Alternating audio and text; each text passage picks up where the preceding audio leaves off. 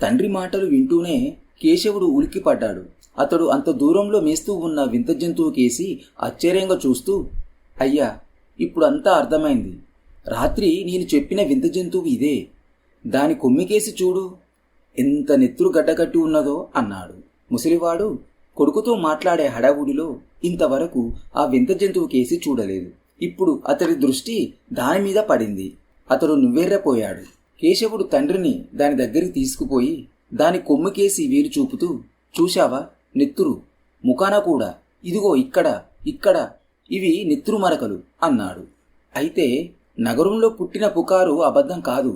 ఇది సేనానాయకుణ్ణి, వెంట ఉన్న భటుణ్ణి పొడిచి చంపింది. రాజభటులు అరణ్యానికి వస్తున్నారు. నువ్వు మారువేషంలో ఉన్న శత్రుదేశపు గూఢచారివని ఎవరో ఒక నీలి వార్త వేశారు. భటుల వల్ల నీకు అపాయం తప్పదు అన్నాడు ముసలివాడు నిస్పృహగా. ఇందులో నా నేరమేమీ లేదు. సేనానాయకుడు కోరి కొరివితో తలగొక్కున్నాడు. ఈ వింత జంతువును బలవంతంగా మెడకు ఉచ్చువేసి పట్టుకుపోయాడు.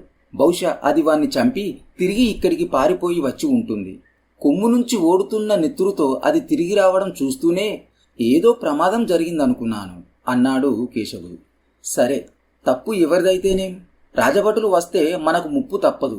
నువ్వు ఎటైనా పారిపో. ఇదిగో కత్తి, దీన్ని తీసుకో. నీ తాత చనిపోయినప్పటి నుంచి ఇది గోడకు వేలాడుతున్నది. ఇది నీ దగ్గర ఉన్న బాణాలు నీ ఆత్మరక్షణకు ఉపయోగపడతవి. రాజభటులకు బందీగా చిక్కి అవమానం పాలయ్యే కన్నా ఆత్మరక్షణ చేసుకుంటూ అవసరమైతే ప్రాణాలు వదలటం ఉత్తమం అన్నాడు తండ్రి. కేశవుడు తండ్రి దగ్గర నుంచి కత్తి తీసుకుంటూ, నీ మాట ఏమిటి అని అడిగాడు. నా మాటకేం, నా రక్షణ నేను చూసుకోగలను. కాకపోయినా ముసలివాణ్ణి 1000 ఏళ్ళు బతకపోవడం లేదు గదా. నేను రాజభటుల కంటపడకుండా దాక్కుంటాను. ఆలమందను అరణ్యం మధ్యకు తరిమివేస్తాను అని, అవి కూడా వాళ్ళ కంటపడకూడదు అన్నాడు ముసలివాడు. వాళ్ళిద్దరూ అలా మాట్లాడుకుంటూ ఉండగా అరణ్యంలో ఎక్కడో గుర్రాలు, మనుషులు కదులుతున్న కలకలం వినబడింది. ముసలివాడు కొడుకుకేసి ఆదుర్దగా చూశాడు.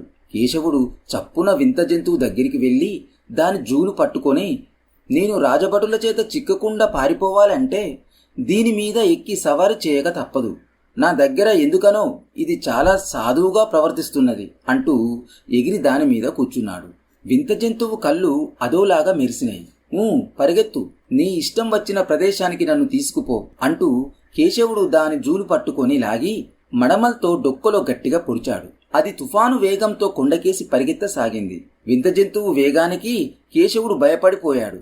తను ఎక్కడ పట్టుతప్పి కొండరాళ్ల మీద పడి తునాతునకలైపోతానో అని అతడు కంగారు పడసాగాడు. వింత జంతువు పక్షిలా ఒక రాతి మీది నుంచి ఇంకొక రాతి మీదికి ఎగురుతూ కేశవుణ్ణి కొండ శిఖరానికేసి తీసుకుపోసాగింది. ఆ కొండ ప్రదేశమంతా మహాభయంకరంగా ఉన్నది. కొండ మీద పొదలు, పెద్ద పెద్ద చెట్లు, గుహలు, వాటి మీద కారాడుతూ తిరిగే చిరుతపులులు, ఎలుగుబంట్లు, మహాసర్పాలు, వీటిని చూస్తూనే కేశవుడు తన ప్రాణాల మీద ఆశ వదులుకున్నాడు. ఈ క్రూర జంతువుల బారిన పడి దిక్కులేని చావు చచ్చే కన్నా బ్రహ్మపుర సైనికులకు చిక్కి కారాగారంలో మరణించడం అతడికి సుఖంగా ఉండేటట్టు కనబడింది. ఈ వింత జంతువు నన్ను మోసం చేసింది అనుకున్నాడు కేశవుడు.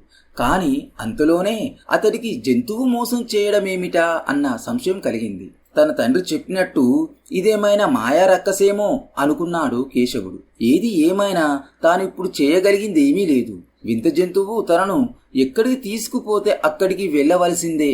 తన చేతిలో ఉన్న కత్తితో దాన్ని అప్పటికప్పుడు మెడనరికి చంపినా తాను క్రూర మృగాల మధ్య ఉండవలసి వస్తుంది. వాటి నుంచి ప్రాణాలతో బయటపడడం అసాధ్యం. కేశవుడు ఇలాంటి భయాందోళనలతో ఉక్కిరి బిక్కిరవుతుండగా వింత జంతువు ఒక ఎత్తైన రాతి మీద నుంచి పల్లంలోకి దూకి ఎదురుగా ఉన్న గుహ ముందు చప్పున ఆగి పెద్దగా సకిలించింది. ఆ వెంటనే చీకటి గుయ్యారంగా ఉన్న గుహలో మినుకు మినుకుమంటూ చిన్న కాంతి కనబడి అంతలో పెద్ద కాగడా వెలుగు, నల్లని పొగ, హం హౌం ఫట్ బట్ హుం అన్న భీకరమైన గొంతు వినిపించింది. కేశవుడు నిలువెల్లా వణికిపోయాడు.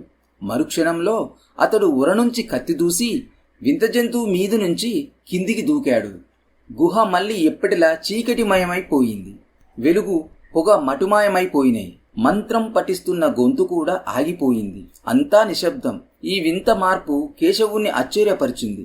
గుహలో ఎవడో ఉన్నాడు. వాడు రాక్షసుడు కావచ్చు, మాంత్రికుడు కావచ్చు, లేక నరమాంస భక్షకుడైన అడవి మనిషి కావచ్చు. కేశవుడు ఒక త్రుటి కాలంలో ఒక నిర్ణయానికి వచ్చాడు. గుహలో ఉన్న వాణ్ణి తాను చీకటి వల్ల చూడలేకపోయాడు గాని వాడు వెలుగులో ఉన్న తనను చూసి ఉంటాడు. తనను సునాయాసంగా పట్టుకునేందుకు వాడేదో పన్నాగం వేస్తున్నాడనే దాంట్లో సందేహం లేదు.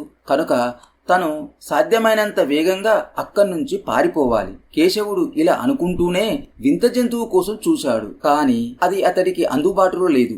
అల్లంత దూరాన ఒక రాతిన అనుకుని నిలబడి ఎదురుగా ఉన్న మరో బండరాయిని కొమ్ముతో కుమ్ముతున్నది. కేశవుడు ఒక పరుగున వెళ్లి దానిని పట్టుకునేందుకు ముందుకు దూకాడు. కాని కేశవుడు సమీపించే లోపల వింత జంతువు చెంగున ఎగిరి బండరాయి మీద నిలబడింది. కేశవుడిలో కలిగిన నిరాశ అంతా ఇంత కాదు. సరిగ్గా ప్రాణాపాయం కలిగే సమయంలో వింత జంతువు తనకు అందకుండా పోయింది. కాలినడకన అక్కడి నుంచి పారిపోయే ప్రయత్నం చేయడం క్షేమం కాదు. రాళ్ల మాటున పొంచి ఉన్న ఏ క్రూర ముఖమైనా తనను ఇట్టే పట్టుకొని చంపి తినగలదు. ఇప్పుడేం చేయాలి? కేశవుడు గుండె రాయి చేసుకున్నాడు. కత్తి ఉన్న చేతిలోనే కొన్ని అంబులులు కూడా పట్టుకొని ఎడమ చేతితో విల్లు పట్టుకొని అతడు జాగ్రత్తగా గుహ ముందు నుంచి ఒక్కొక్క అడుగు వెనక్కు వేయసాగాడు. హఠాత్తుగా గుహలో పెద్ద కాంతి కనిపించింది. ఆ వెలుగులో కేశవుడికి సన్నని పొడవాటి గడ్డం, నల్లని ముఖం, నెత్తిమీద కుచ్చుకట్టిన శిరస్త్రాణం గల ఒక వికృతాకారుడు కనిపించాడు. అతన్ని చూస్తూనే కేశవుడు నిల్చున్న చోట ఆగిపోయాడు. వత్స వత్స, భయపడకు భయపడకు, అభయమిస్తున్నాను. నిన్నే కాక నీ ముసలి తండ్రిని కూడా దుర్మార్గులైన రాజభటుల నుంచి కాపాడే భారం నాది అంటూ ఆ వికృతాకారుడు గుహలో నుంచి బయటకు వచ్చాడు. ఆ వికృతాకారుడి మాటలు కేశవుడి శరీరాన్ని జల్దరింపజేసినాయి. వీడెవడో గాని నా గురించి సర్వం తెలుసుకున్నాడు అనుకున్నాడతడు. ఇప్పుడతడు పారిపోయే ప్రయత్నం చేయడం వృధా. అందువల్ల మేలు కన్నా కీడే ఎక్కువ కలగవచ్చు. ఎంతో ప్రేమ కనబరుస్తున్న ఈ వికృతాకారుడు తన నుంచి ఎలాంటి సహాయం ఆశించి తనను తన తండ్రిని రాజభటుల నుంచి కాపాడుతానని అభయమిస్తున్నాడు. వత్స, నువ్వు నా శక్తి సామర్థ్యాలను శంకిస్తున్నావా? ఇటురా, గుహలోకి రా అంటూ వికృతాకారుడు వెనుదిరిగి గుహలోకి వెళ్ళిపోయేవాడల్లా ఆగి కదలక నిలబడి ఉన్న కేశవుణ్ణి చూస్తూ నా వెంట గుహలోకి వచ్చేందుకు భయమా అని ప్రశ్నించాడు. ఆ ప్రశ్న కేశవుడికి కోపం తెప్పించింది. తననేదో పిరికి పంద కింద కట్టి వీడు మాట్లాడుతున్నాడన్న అభిప్రాయం కలగగానే కేశవుడు ధైర్యంగా ముందుకు నడుస్తూ నీ వెంట గుహలోకి కాదు మరెక్కడికి రమ్మన్నా వస్తాను. అడవిలో పుట్టి అడవిలో పెరిగినవాణ్ణి. భయం అంటే ఏమిటో నాకు తెలియదు. పోతే నన్ను బాధిస్తున్న సంశయం ఏమిటంటే నీకు నా గురించి నా తండ్రిని గురించి ఎలా తెలుసా అని అన్నాడు. అంతేనా? అయితే గుహలోకి రా, సంశయ నివారణ చేస్తాను. గుహలో ఉన్న కాలభైరవుడి కళ్ళలోకి తొంగి చూశావంటే లోకంలో ఎక్కడ ఏమి జరుగుతున్నది నువ్వు తెలుసుకోవచ్చు అన్నాడు వికృతాకారుడు. కేశవుడు అతడి వెంట గుహలోకి వెళ్ళాడు. గుహలోపల ఆ చీకటిలో ఒక 10 అడుగులు నడిచిన తర్వాత పక్కగా కొండరాతిలో తొలిచిన చిన్న బిలం ఒకటి కనిపించింది. అందులో అంత ఎత్తున ఒక కుక్క ఆకారం రాతితో మలిచినది ఉన్నది. దాని 2 కళ్ళు నిప్పు కనల్లా మెరుస్తున్నవి. వీడే కాలభైరవుడు, ఉపాసకుల ఊడల మర్రి, శత్రుల పాలిటి బ్రహ్మజముడు. జై కాలభైరవ అంటూ వికృతాకారుడు మునివేలతో విగ్రహం కళ్ళను ఒకసారి తాకి చప్పున వెనుకడుగు వేస్తూ కేశవ, ఇప్పుడు కాలభైరవుడి కళ్ళలోకి చూడు. అదిగో నీ తండ్రి, అవిగో నీ ఆలమందలు. రాజభటులను చూశావా? విచ్చుకత్తులతో అహ్ అంటూ బిగ్గరగా నవ్వసాగాడు.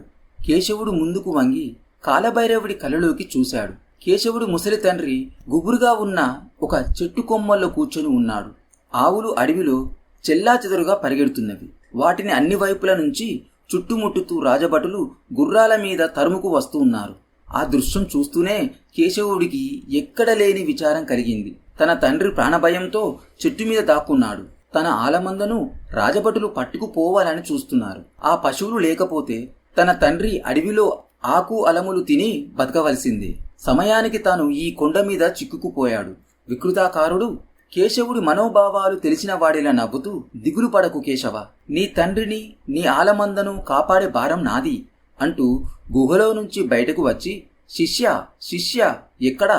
నువ్వు వెళ్ళి ఆ రాజభటులను తరిమి మన కేశవుడి తండ్రిని ఆలమందను కాపాడు అంటూ కేక పెట్టాడు. కాలభైరవుడి కళ్ళలోకి చూస్తున్న కేశవుడి దృష్టికి ఒక వింత దృశ్యం కనిపించింది. మనిషి తల, గబ్బిలంలా రెక్కలు ఉన్న ఒక నల్లని పెద్ద ఆకారం అడవిలో రాజభటుల తలల మీద ఎగురుతూ పల్టీలు కొట్టసాగింది. ఆ భీకర స్వరూపాన్ని చూస్తూనే రాజభటులు ప్రాణభయంతో కీచుకీచుమని అరుస్తూ అడవికి అడ్డం పడి పారిపోసాగారు.